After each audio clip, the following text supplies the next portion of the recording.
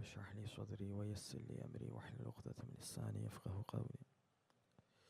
آپ کی ذات سے کیا اعوذ باللہ من الشیطان الرجیم. بسم اللہ الرحمن الرحیم. الحمد للہ رب العالمین والصلاة والسلام على اشرف الانبیاء والمرسلین سیدنا و مولانا ابی القاسم محمد اللہم صل علی محمد وآل محمد وعلى أهل بيته الطيبين الطاهرين المعصومين المظلومين الغر الميامين ولعنة الدائمة الباقية على أعدائهم أجمعين من الآن إلى يوم الدين.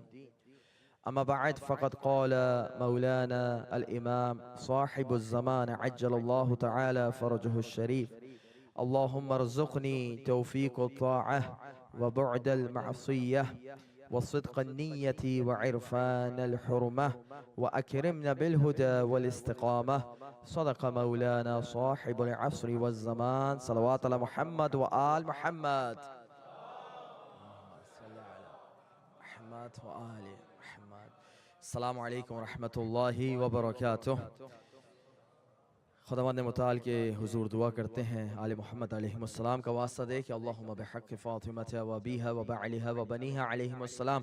خداوند متعال حاضرین کی جملہ حاجات کو اپنی بارگاہ میں قبول فرما.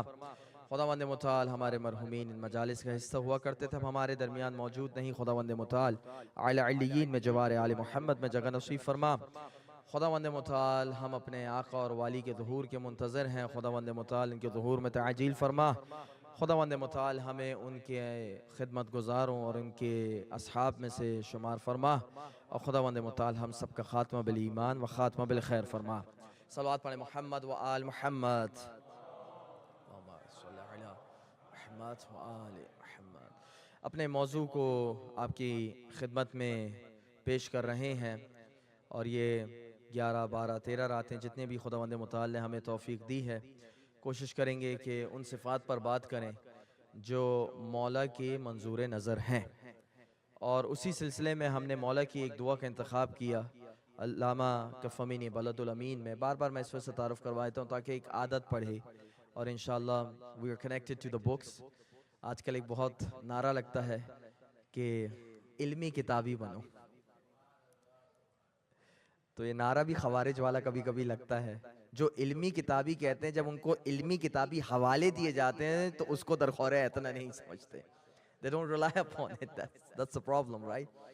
تو بہرحال ایک شیعہ کے اندر علمیت بھی ہونی چاہیے، لیکن فقط اگر علمیت ہو تو وہ علمیت کافی نہیں. علمیت کے ساتھ جب تک جذبات نہ ہوں اس وقت تک علم فائدہ نہیں دیتا. چنانچہ ان دونوں کا حسین امتزاج کو تشیع کہتے ہیں. جب ہی آپ 40-45 منٹ فضائل سنتے ہیں آل محمد کے، اور جب تک کہ 5-10 منٹ کے مصائب نہ سنیں مجلس مکمل نہیں ہوتی. تو اس کا حسین امتزاج ہے تشیع. اور مطلب اگر میں کبھی کبھی سوچتا ہوں کہ اگر مصائب نہیں ہوتے تو یہ سیمینارز ہوتے ہیں ہماری مجالس. مصائب نے اس کو مجلس بنایا ہے. توجہ ہے. تو میں سمجھتا ہوں کہ جب تک جذباتی پہلو نہیں ہوگا اس وقت تک جو ہے وہ مجلس مکمل نہیں ہوگی. تو جذباتی پہلو کے اظہار کو مصائب کہتے ہیں، اور علمی پہلو کے اظہار کو فضائل کہتے ہیں. چنانچہ آتے ہیں تیزی سے آتے اپنے موضوع کی جانب.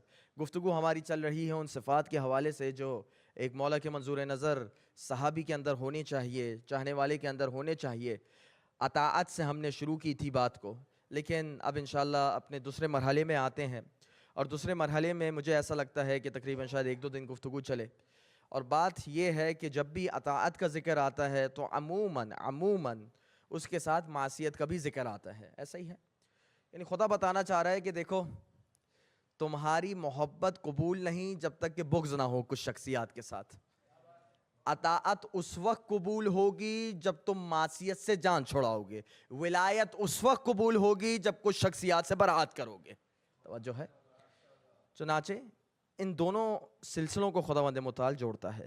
اطاعت بھی ہے اللہم ارزقنی توفیق و طاعت. دوبارہ ترجمے کی طرف آ جائیں. خداوند متعال give me the opportunity, give me this توفیق so that I can be submissive towards you. خدا تیری اطاعت کر سکوں. What is the second thing that you're asking Allah Almighty? بعد المعصیہ, خداوند متعال مجھے معصیت سے کوسو دور رکھ.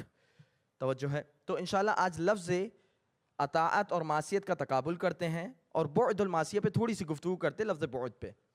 تیزی سے آتے ہیں موضوع کی جانب. لفظ اطاعت اور معصیت, دیکھیں آل محمد کے کلام کی خاصیت یہ ہے کہ 12واں بھی جو کلام کہے گا وہی ملتا جلتا کلام 11ویں کا بھی ہوگا, 11ویں کا جو کلام ہوگا وہی کلام 10ویں کا ہوگا, اور یہ سلسلہ آپ لیتے چلے جائیں وہی کلام مولائے کائنات کا ہوگا, جو مولائے کائنات کا کلام ہوگا وہی کلام رسالت مآب کا ہوگا, اور رسالت مآب کا خود کا کوئی کلام نہیں ہوگا مگر یہ کہ وہی کی روشنی میں ہوگا.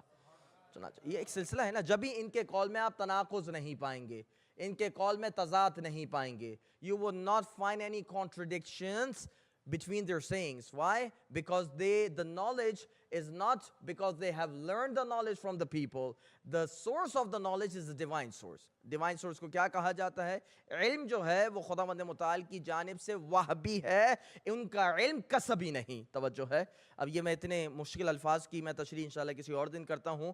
آتے ہیں تیزی سے. یہی مزاج آپ کو جو امام صاحب الزماں کی دعا کا ہے, وہی مزاج آپ کو دیگر ائمہ کی بھی اقوال میں بھی نظر آئے گا. یہ آپ کو میں خطبہ دے رہا ہوں, یہ خطبہ جو ہے وہ غیر شیعوں نے بھی نقل کیا ہے. علامہ گنجی شافعی اس خطبے کو لاتے ہیں مولائے کائنات کے اس خطبے کو, بڑا طویل خطبہ ہے, اس کا ایک ہی میں جملہ آپ کی خدمت میں نقل کرتا ہوں. کہتے ہیں فَلَا طَاعَةَ لِأَحَدٍ فِي الْمَعْصِيَّةِ, کہ دیکھو جب تمہاری اطاعت کا مرحلہ آئے لوگوں, تو کسی کی آنکھیں بند کر کے اطاعت مت کرنا.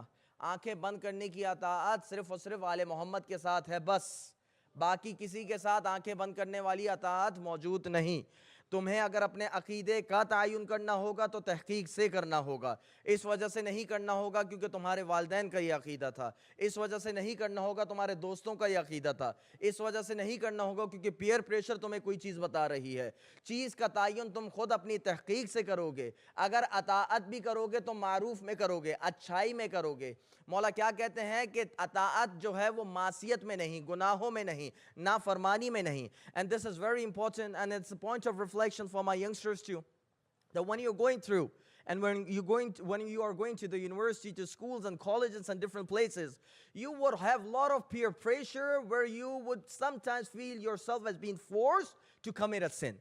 اس صورت میں آپ علی بن ابی طالب کے اس قول کو ذہن میں رکھیے گا کہ جب بھی ایسی کوئی منزل آ جائے, اپنے آپ کو یقین اور اطمینان دلانا ہے کہ I am the follower of Ali ibn Abi Talib and my Mawla has instructed that I would not follow anyone when they're sinning. My only following to anyone is dependent on what? مولا دوسرا جملہ کہتے ہیں الطاعت فی المعروف, الطاعت فی المعروف, الطاعت فی المعروف. 3 دفعہ اس کو کہنا بتا رہا ہے کہ اگر کسی کے پیچھے چلنا ہو صرف اس کی اچھائیوں میں پیچھے چلنا, جب برائیوں کو دیکھو تو پس پشت ہو جانا. توجہ ہے. مولا کے قول میں حکمتیں ہیں. اللہم صلی علی محمد وآل محمد. Unfortunately, you have family pressure too. اب میں تھوڑا سا برا بن جاؤں, بن سکتا ہوں, ٹھیک ہے, برا بن جاتے ہیں تھوڑا سا, ٹھیک ہے. گانے کی محفلیں ہیں, غیبت کی محفلیں ہیں. بھائی آپ کبھی یہ سوچ لیجئے گا گانوں کی محفلوں میں کہ کیا یہ یزید کے دربار سے مشابہت نہیں رکھتا؟ جب آپ کے ہاں کوئی ایسی مکس گیدرنگ ٹائپ چیزیں ہوں, شادی کے معاملات ہوں. دیکھیں امتحان مومن کا عزاداری میں نہیں ہوگا, امتحان امام بارگاہوں میں نہیں ہوگا, امتحان مساجدوں میں نہیں ہوگا. یہاں تو جو دیندار نہیں بھی ہے اس کو بھی دیندار بن کے آنا پڑتا ہے. امتحان آپ کا ہوگا when you are going to your so-called secular world, which I don't agree with that terminology, لیکن میں صرف سمجھانے کے لیے بتا رہا ہوں.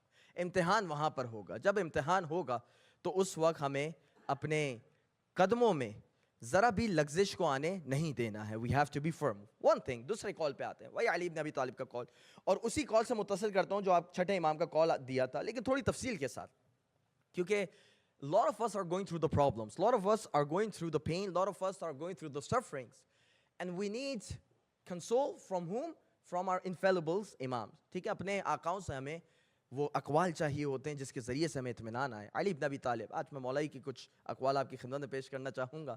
مولا کا قول کلام الامام ہے تو امام الکلام ہوتا ہے. توجہ ہے. چنانچہ جلدی سے آتے ہیں مولا کے کال کو پیش کرتے ہیں. کہتے ہیں الصبر علی ثلاثۃ.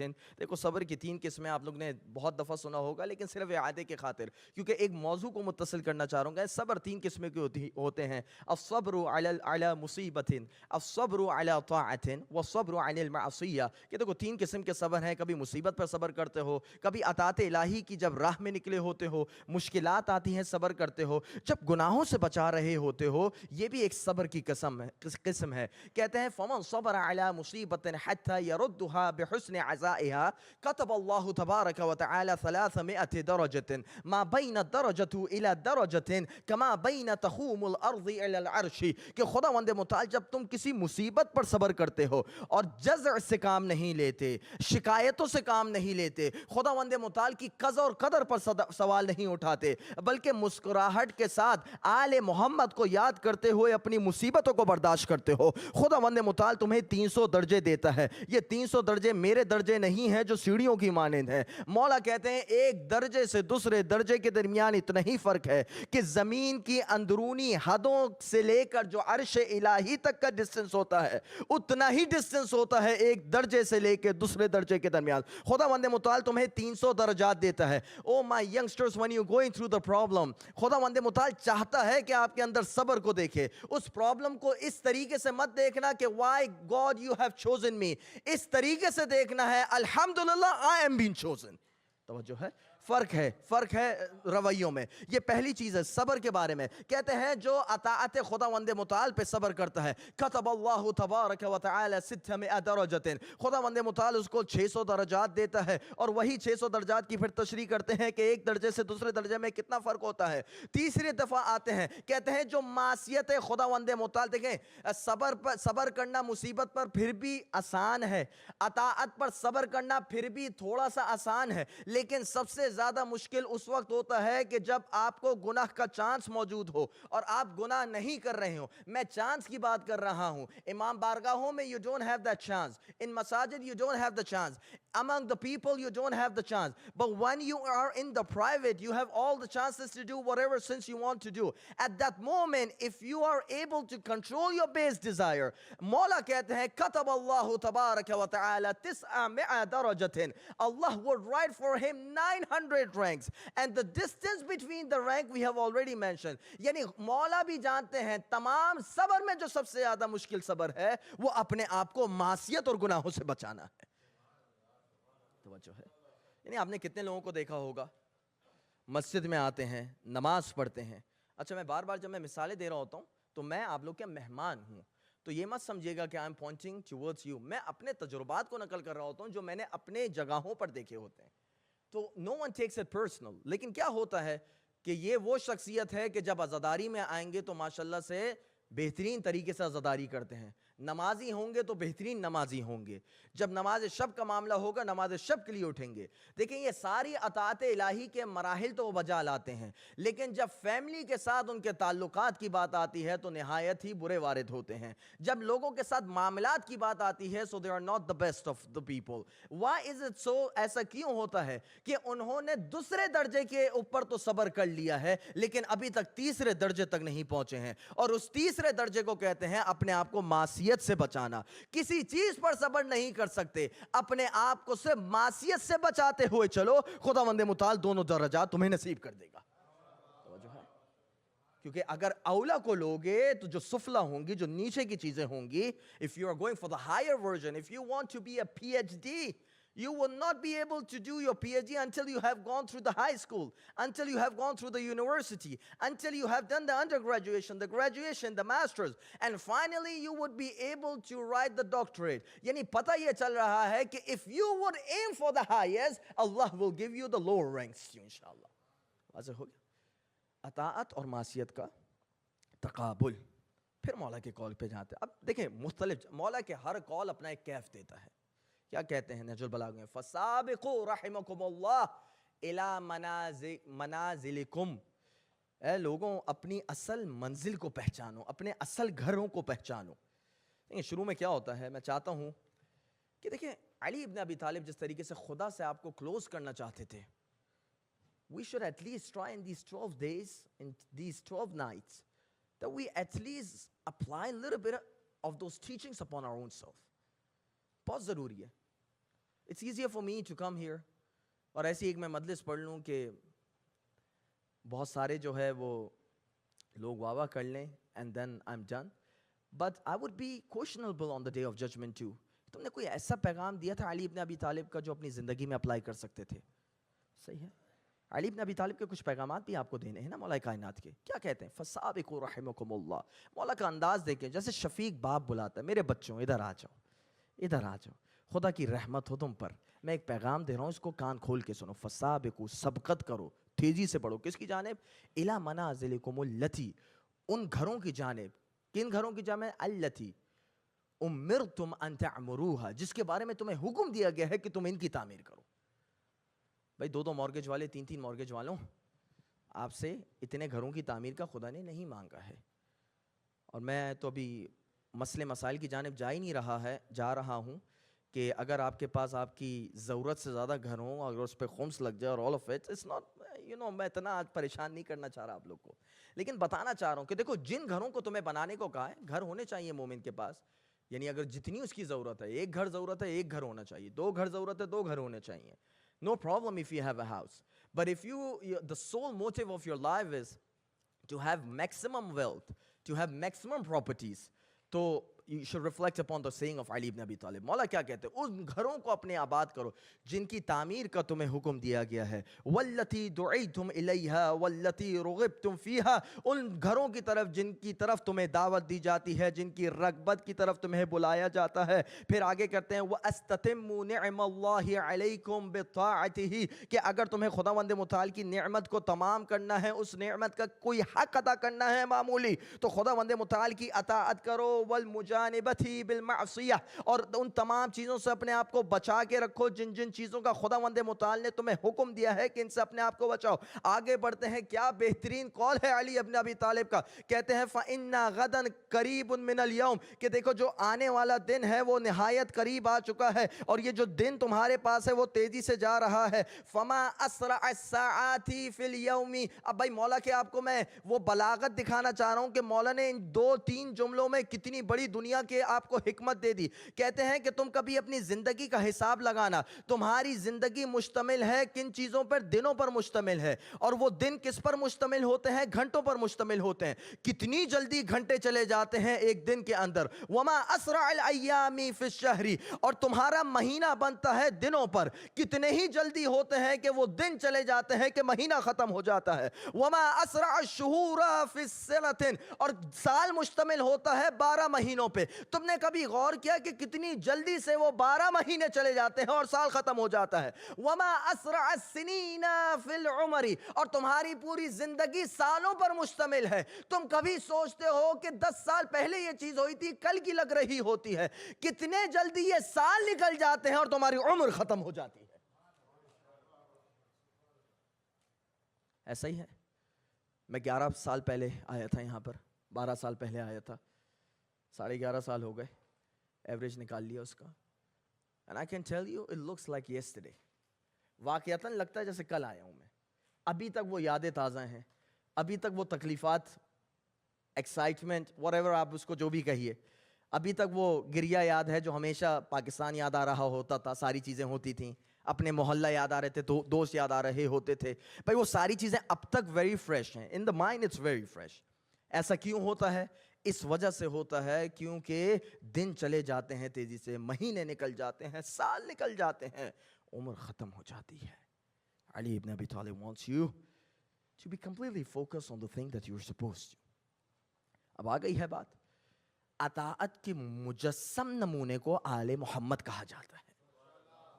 تو جو ہے کمال الدین و تمام النعمہ, شیخ صدوق کی وہ پیاری کتاب جو انہوں نے غیبت کے موضوع پر لکھی ہے, ویری امپورٹنٹ بک.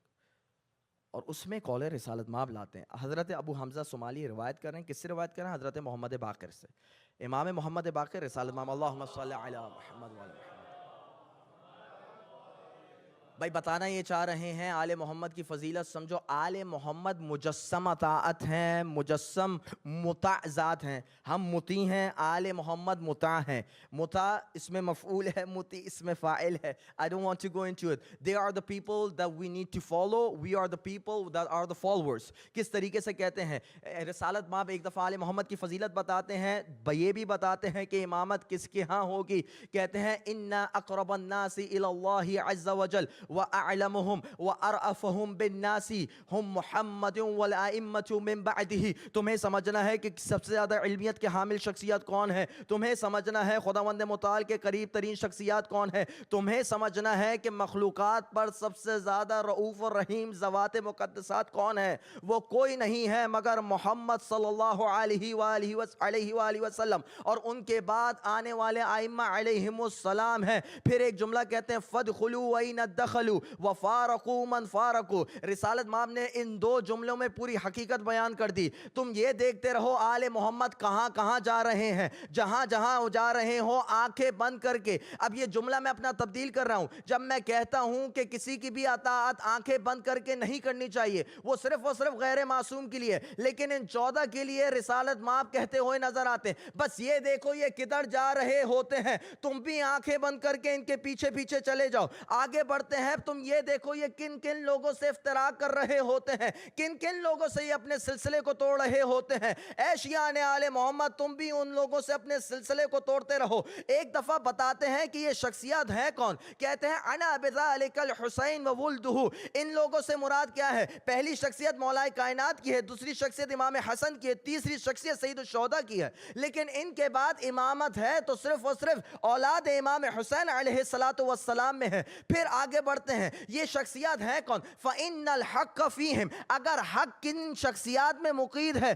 وہ کوئی اور شخصیات نہیں ہے، وہ یہی 14 شخصیات ہیں۔ وَهُمُ الْأَوْصِيَا وَهُمُ الْآئِمَّةِ۔ یہی تو وہ شخصیات ہیں جو رسالت مآب کے اوصیاء ہیں، یہی تو وہ شخصیات ہیں جو امت پر امام بنائے گئے ہیں۔ تم یہ دیکھتے رہو یہ کہاں کہاں جا رہے ہیں، یہ کہاں کہاں ہے۔ فَأَطِيعُوهُمْ۔ ان کی مطلق اطاعت کرتے رہو۔ آگے کال بڑھتا ہے وَإِن تَرَوْنَ يَوْمًا وَإِن وَجَدْتَ يَوْمًا۔ اگر کسی ایک ایسے دن کو پاؤ لا ترون احدا منہم، کہ تم غیبت کی وجہ سے کسی کو نہیں پا رہے ہو، تمہارا کام کیا ہونا چاہیے؟ فاستغیثوا باللہ عز وجل۔ خداوند متعال سے ہمیشہ مدد مانگتے رہو۔ وانظروا السنة التي كنتم علیہا۔ اور اس طریقے کو دیکھو جو تمہیں تمہارے سلف الصالحین نے دیا ہے، اس طریقے کو دیکھتے رہو، اس طریقے پر اپنی زندگی کو گزارتے رہو۔ وَأَحِبُّوا مَنْ أَحْبَبْتُمْ وَأَبْغِضُوا مَنْ أَبْغَضْتُمْ۔ ان لوگوں سے محبت کرتے رہو جن کی محبت کا حکم دیا گیا ہے،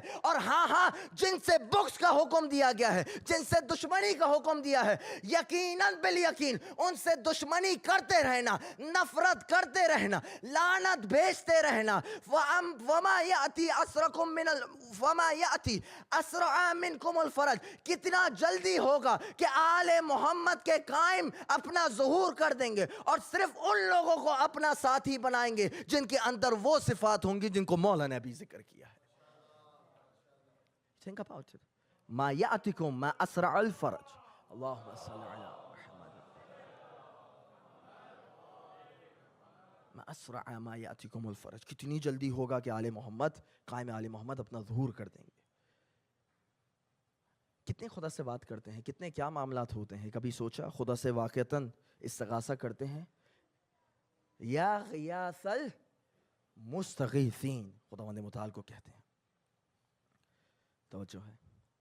اسی طریقے سے اور بہت سارے اقوال ہیں آل محمد علیہ السلام کے جو خاص اسی موضوع پر ہیں۔ ایک قول بس آخری ایک روایت، اور پھر میں مصائب کی جانب اپنے آپ کو متوجہ کروں گی، اور روایت پڑھی ہے تو تھوڑا سا اس کو پیش کرنے میں ٹائم لگے گا۔ روایت کس سے ہے؟ صلوات پڑھیں محمد و آل محمد۔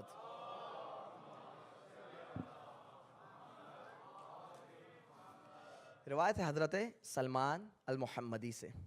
بھائی روایت سننے سے تعلق رکھتی ہے والی، کافی لمبی روایت ہے، میں آپ سب کی توجہ چاہوں گا۔ راوی ہیں سلمان محمدی، کہتے ہیں کن جلوسن، ہم بیٹھے ہوئے تھے، صحابہ بیٹھے ہوئے تھے، صرف میں سلمان محمدی نہیں بیٹھا تھا، میرے ساتھ بہت بڑے بڑے رضی اللہ بھی بیٹھے ہوئے تھے۔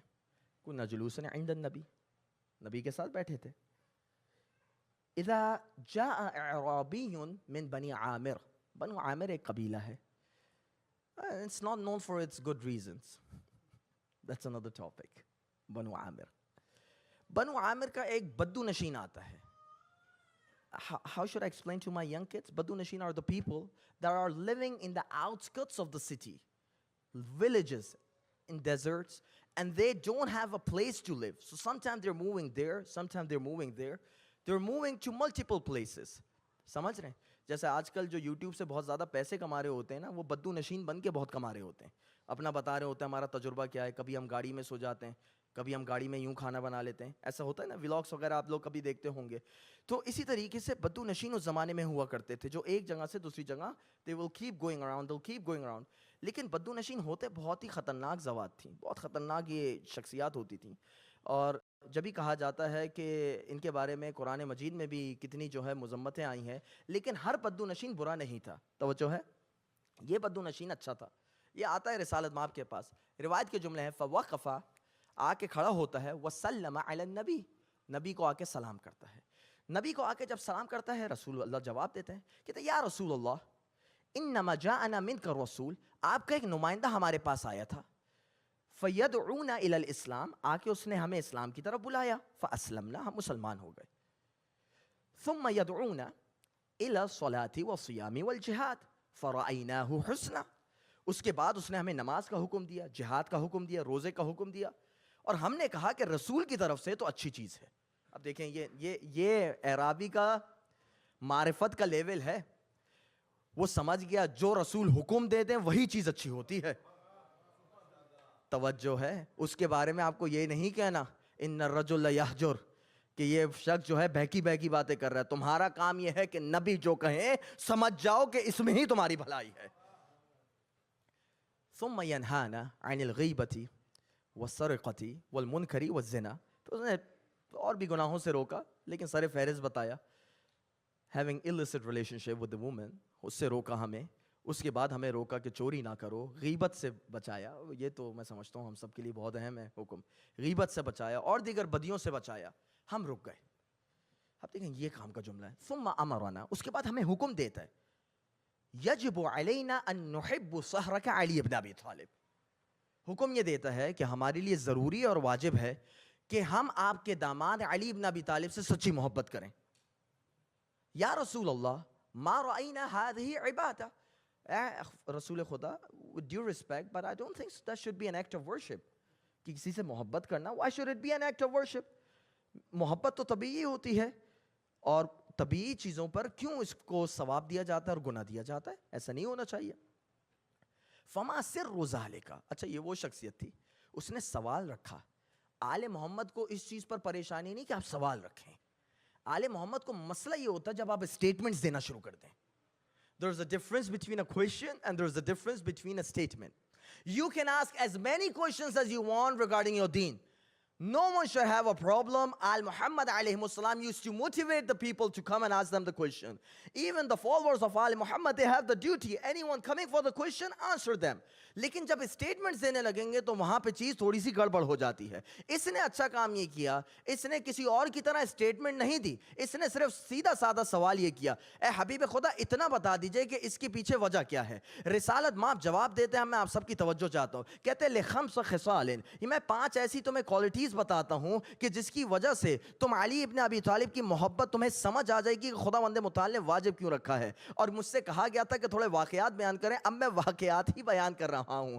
کہتے ہیں اولھا, سب سے پہلی چیز سننا چاہو گے, کنت جلوسا بعد غزونا البدر, کہ غزوہ بدر کے بعد میں بیٹھا ہوا تھا. اذا حبط جبرائیل علیہ الصلوۃ والسلام, جبرائیل آسمان سے نیچے آتے ہیں, مجھ سے ملاقات کرتے ہیں. ملاقات کرنے کے بعد مجھے کہتے ہیں یا محمد ان اللہ تبارک و تعالی یقرئک السلام, اے حبیب خدا, خداوند متعال آپ کو سلام پہنچاتا ہے. اور ایک جملہ آپ کو مزید کہتا ہے, انی باہیت بعلی ابن ابی طالب علی الملائکۃ, آج کا غزوہ بدر کا وہ وہ دن ہے کہ رسالت ماپ کی خدمت میں جبرائیل مجدہ لے کے آ رہے ہیں کہ آج خداوند متعال علی ابن ابی طالب کی وجہ سے ملائکہ پر فخر کرتے ہوئے دکھائی دیتا ہے. اور کس طریقے سے کرتے ہوئے دیتا ہے؟ اذا یجول علی ابن ابی طالب بین الصفوف، جب بھی علی ابن ابی طالب جنگوں میں مختلف جگہوں سے ہوتے ہوئے گزرتے تھے، فکان یکبر، بار بار اللہ اکبر کہا کرتے تھے. وکانت الملائکۃ تکبر مع علی ابن ابی طالب، اور علی ابن ابی طالب جب خداوند متعال کی حمد و ثنا غزوہ بدر میں بیان کر رہے ہوتے تھے،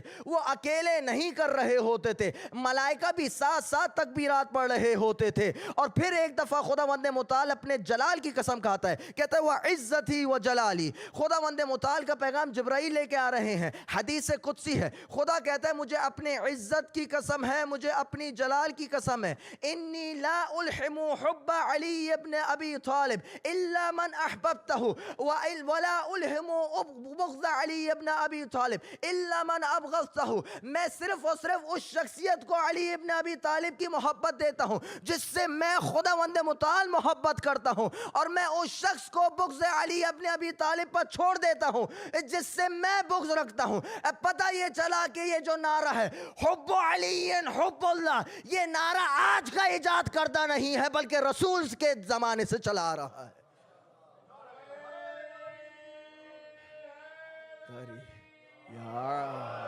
وثانیہا، سوری آج تھوڑا سا مجھے تیزی سے چلنا ہے، کل لیٹ ہو گیا تھا بہت تیزی سے اس روایت کو، کہ لمبی روایت ہے. وثانیہا، دوسری میں تمہیں خصوصیت بتاتا ہوں. بعد غزونا احد، کہ جب ہم نے غزوہ احد سے فارغ ہو جاتے ہیں، کنت جلوسا، میں بیٹھا ہوا ہوتا ہوں، اذا جاءنی جبرائیل علیہ الصلاۃ والسلام، جبرائیل میرے پاس تشریف لاتے ہیں، کہتے ہیں ان اللہ تبارک و تعالی یقول لک یا محمد، اے حبیب خدا، خداوند متعال ایک پیغام آپ کی خدمت میں دے رہا ہے. انی فرضت الصلاۃ ووضعتها عن المریض، کہ دیکھو میں نے نماز واجب کی ہے، لیکن اگر مریض کسی وجہ سے بے ہوشی کے عالم میں چلا جائے اور نماز نہ پڑھ سکے تو میں نے اس کا گناہ اس سے اٹھا لیا ہے. وفرضت الصیام ووضعته، کہ میں نے روزے کو بھی واجب کیا ہے لیکن روزے کو اٹھا لیا ہے کن سے؟ عن المریض والمسافر، کہ کوئی مریض ہوتا ہے اور کوئی بیمار ہوتا ہے اس کے لیے روزہ واجب نہیں ہوتا ہے، کوئی مسافر ہوتا ہے اس کے لیے روزہ واجب نہیں ہوتا ہے. وہ اسی طریقے سے یہ عبادت واجب تو ہے لیکن دو استثناءات میں نے خود دی ہیں. پھر خداوند متعال کا پیغام دیتے ہیں وفرضت الحج، کہ میں نے حج کو واجب کیا ہے. ووضعته، لیکن اس کو میں نے ہٹا لیا ہے ہر اس شخص کی جانب سے جو صاحب استطاعت نہیں. اگر کوئی صاحب استطاعت نہیں، جسمانی استطاعت نہیں رکھتا، مالی استطاعت نہیں رکھتا، اس کے اوپر حج واجب نہیں ہے. پھر کہتے ہیں وفرضت الزکاۃ، زکوٰۃ بھی واجب ہوئی ہے لیکن ووضعتها عما لم يملك النصاب، لیکن میں نے زکوٰۃ ہر اس شخص پر سے اٹھا لی ہے جو صاحب نصاب نہیں ہے، جس کے پاس ایک گائے اتنی تعداد میں نہ ہو، بیل اتنی تعداد میں نہ ہو، کشمش اتنی تعداد میں نہ ہو، کھجور اتنی تعداد میں نہ ہو، اسی طریقے سے اور دیگر چیزیں اتنی تعداد میں نہ ہو، اس کے اوپر زکوٰۃ واجب نہیں ہوتی. لیکن ایک عبادت ایسی ہے جس کی استثناء میں نے کسی کو نہیں دی ہے، وَفَرَضْتُ حُبَّ عَلِيَّ ابْنَ أَبِي طالب وَلَا رُخْصَةَ فِيهِ، لیکن ایک عبادت ایسی واجب کی ہے جس میں میں نے کسی کے لیے کوئی استثناء نہیں رکھا ہے، اور وہ عبادت کوئی اور عبادت نہیں مگر علی ابن ابی طالب کی محبت اور ولایت ہے. وَثَالِثُهَا، تیسری وجہ، بھائی 5 وجوہات بتانی ہیں، 8:35 میں مجلس ختم کریں. وَثَالِثُهَا، تیسری وجہ، کہتے ہیں لِكُلِّ أَمْرٍ، جو حکم نازل کیے گئے ہیں، وَلِكُلِّ خَلْقٍ وَلِكُلِّ كُتُبٍ مَا أَنزَلَ اللَّهُ كِتَابًا وَلَا مَخْلُوقًا إِلَّا وَجَعَلَهُ سَيِّدًا.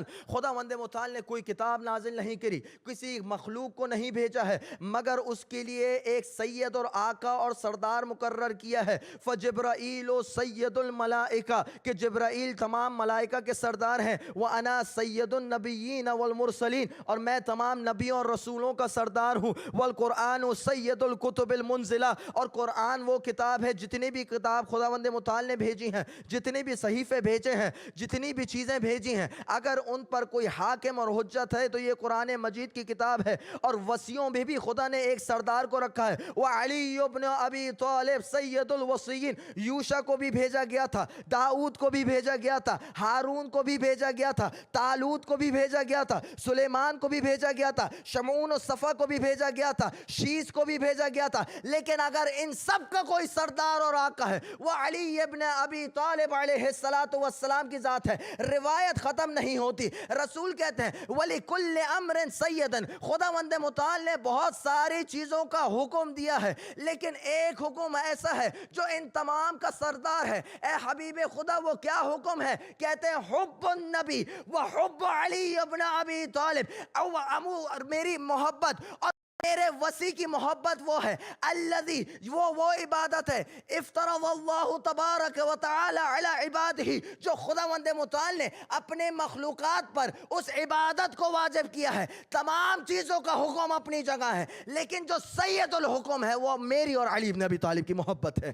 کہتے ہیں ورابعها، چوتھی چیز سنو، حب علی ابن ابی طالب شجرۃ التی غرسہ اللہ تبارک و تعالی بیدہ۔ تمام چیزوں کو خداوند متعال نے ایک نظام کے طریقے سے خلق کیا ہے، لیکن علی ابن ابی طالب کی محبت وہ شجرہ طوبہ ہے جو خداوند متعال نے اپنی خاص قدرت کے تحت بنایا ہے۔ وخامسها، اور پانچویں چیز سنو، پانچویں چیز کیا ہے؟ یعنی علی ابن ابی طالب مجسم مطاع ذات ہیں جن کی اطاعت کی جاتی ہے۔ پانچویں چیز سنو کیا ہے؟ وخامسها، the fifth thing is what؟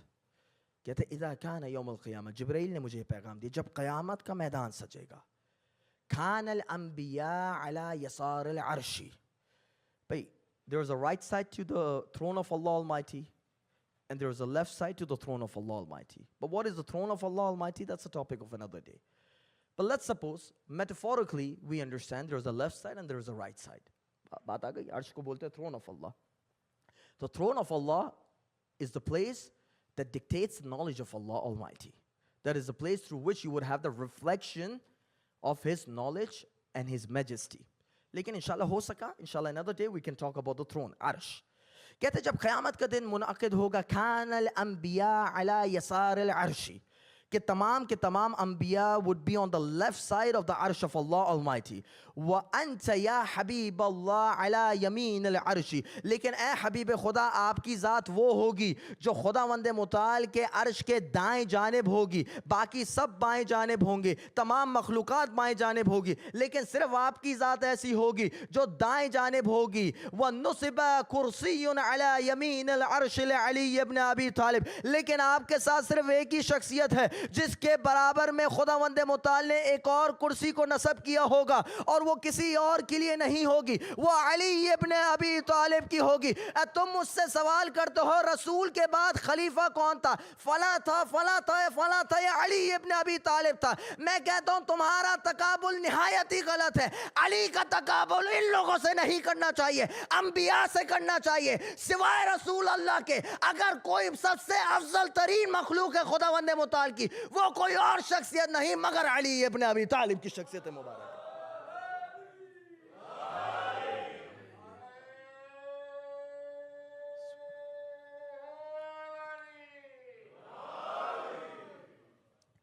فمن تکون، تو آگے آ جائیں، صلوات علی محمد و آل محمد۔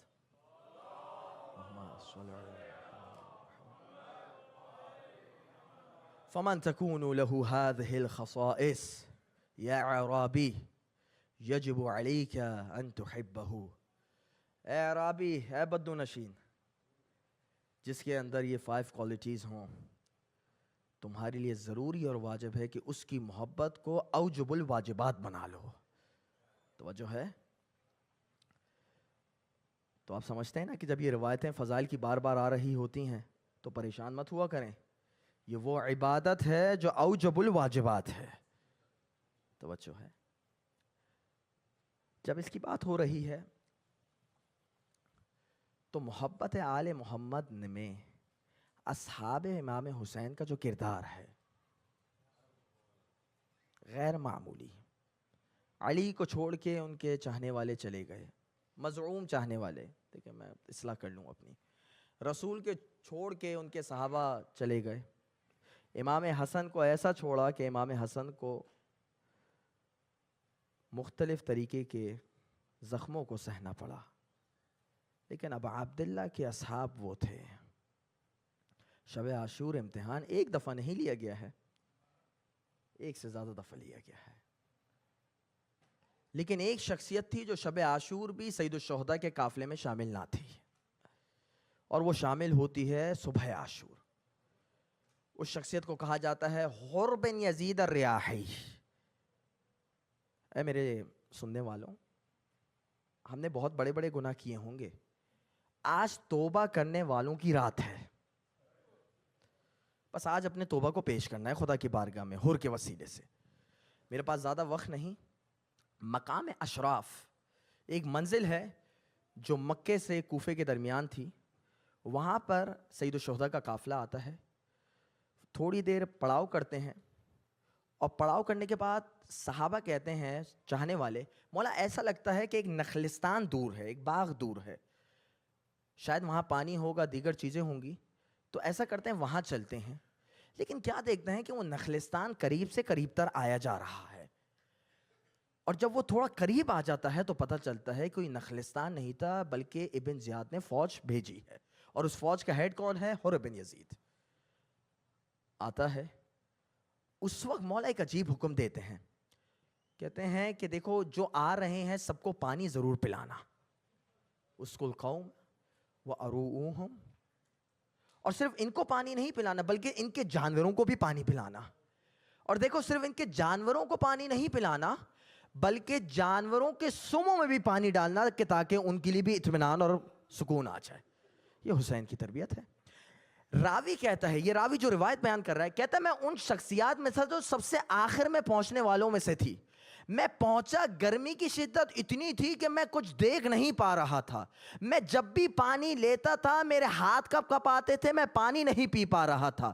سید الشہداء نے کچھ لوگوں کو حکم دیا کہ مجھے پانی پلایا جائے. لوگ آتے تھے, پانی پلاتے تھے, میں پانی نہیں پیتا تھا. ایک دفعہ کیا دیکھتا ہوں, غریب زہرا آگے بڑھتا ہے, مجھے میرے سر سے پکڑتا ہے, اور پھر اس طریقے سے مجھے پانی پلانے لگتا ہے. جیسے ہی پانی پلاتا ہے میری آنکھیں دوبارہ کھلتی ہیں. یہ حسین کی محبت تھی. عزاداروں, حسین بہت سوچتے ہوں گے کہ اس قوم کے ساتھ جو میں نے احسان کا سلوک کیا تھا, جب 7 محرم کو التش کی آوازیں بلند ہوتی ہوں گی, اس وقت یہ واقعہ بہت یاد آتا ہوگا. عزاداروں, نماز کا وقت آتا ہے. حجاج بن مسروق کو اپنے مؤذن کو حکم دیتے ہیں کہ نماز اذان پڑھیے. اذان ہوتی ہے. حسین پوچھتے ہیں, اے حر نماز ہمارے ساتھ پڑھنی ہے یا الگ سے پڑھنا چاہتے ہو؟